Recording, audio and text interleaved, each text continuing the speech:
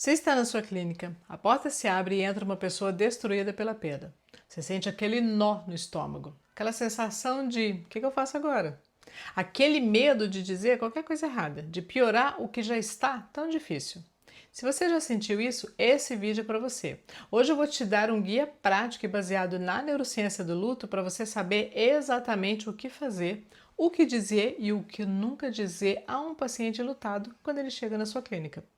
Porque o luto, ele não avisou que iria chegar, mas você pode estar preparado para recebê-lo. Meu nome é Asco Provetti, sou neuropsicoterapeuta especialista em lutos invisíveis e perdas profundas, criadora do método AMAR, um método estruturado que une neurociência para acompanhar pessoas enlutadas. E o que eu vou compartilhar aqui hoje com você não é teoria, é o que eu aplico na prática, sessão após sessão. Antes de falar o que fazer, eu preciso falar sobre algo que quase ninguém nomeia. Por que tantos terapeutas travam quando o luto chega na clínica? A primeira razão é técnica.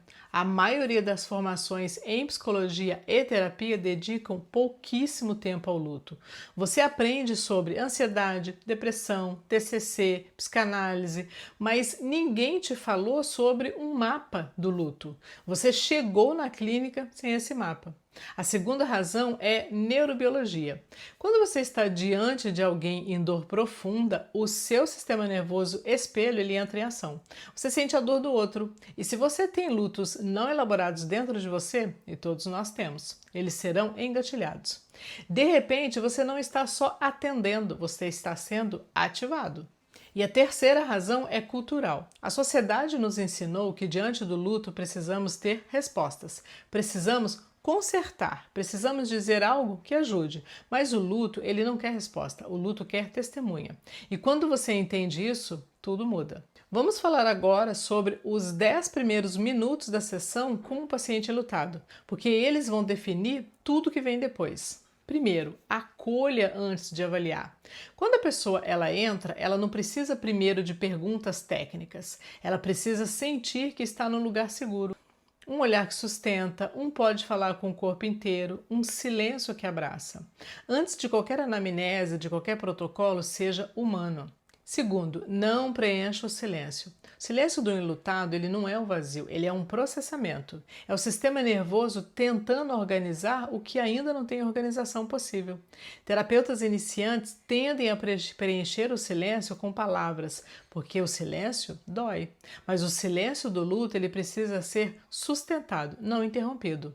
Aprenda a ficar no silêncio com o seu paciente, e isso é presença terapêutica. Terceiro, pergunte sobre a perda, não sobre o paciente. Em vez de você perguntar, como que você está? Pergunte, me conte sobre a sua perda. Ou me conte o que você perdeu.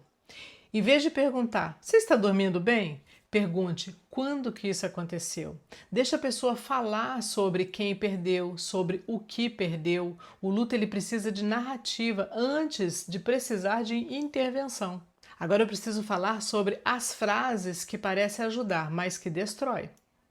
E eu sei que ninguém diz com má intenção, mas o impacto ele é destrutivo e como terapeuta você precisa ter consciência absoluta das suas palavras. Deus sabe o que faz. Mesmo que você e o seu paciente compartilhem da mesma fé, essa frase no momento agudo do luto, ela minimiza a dor e pode gerar raiva de Deus, de você e do processo terapêutico. Ele está no lugar melhor. Para o enlutado, o melhor lugar é aqui, junto com ele. Você precisa ser forte. Essa é uma das piores frases. Essa frase ela ensina o paciente a esconder a dor, não a processá-la. O tempo cura tudo, o tempo não cura nada. O trabalho elaborativo cura. E essa frase, ela tira a urgência e a importância do acompanhamento terapêutico. Toda frase que começa com pelo menos invalida a dor. Pelo menos foi rápido, pelo menos ele não sofreu, pelo menos você era jovem. Não existe pelo menos no luto. O que dizer então? Estou aqui, pode chorar, não precisa ter pressa, me conta mais sobre, sua dor faz todo sentido, presença, validação, sem pressa para resolver o que não tem solução rápida. Depois do acolhimento inicial, como que você estrutura o trabalho com o enlutado? Eu trabalho com o que eu chamo de Programa Método Amar, um protocolo estruturado que orienta o terapeuta em cada fase do processo de luto. Hoje eu vou compartilhar os pilares do Método Amar.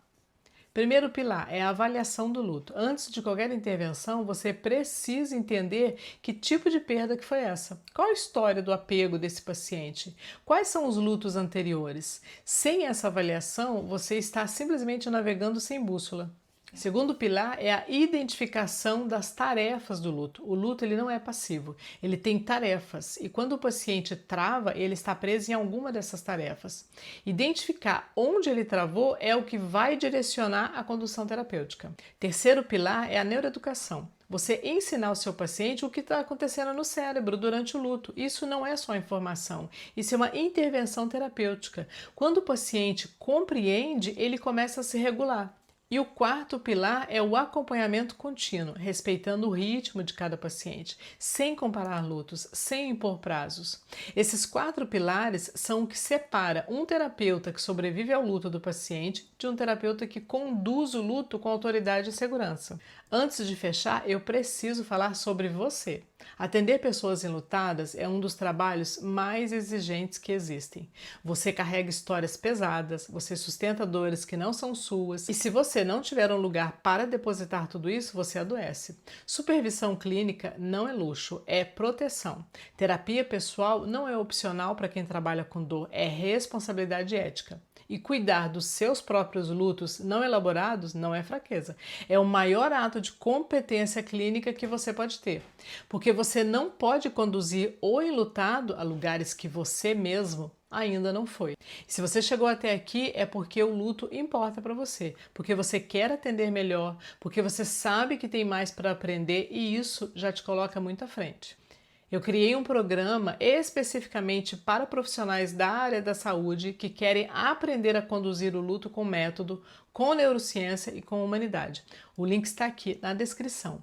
É o primeiro passo para você nunca mais travar quando o luto bater na porta da sua clínica.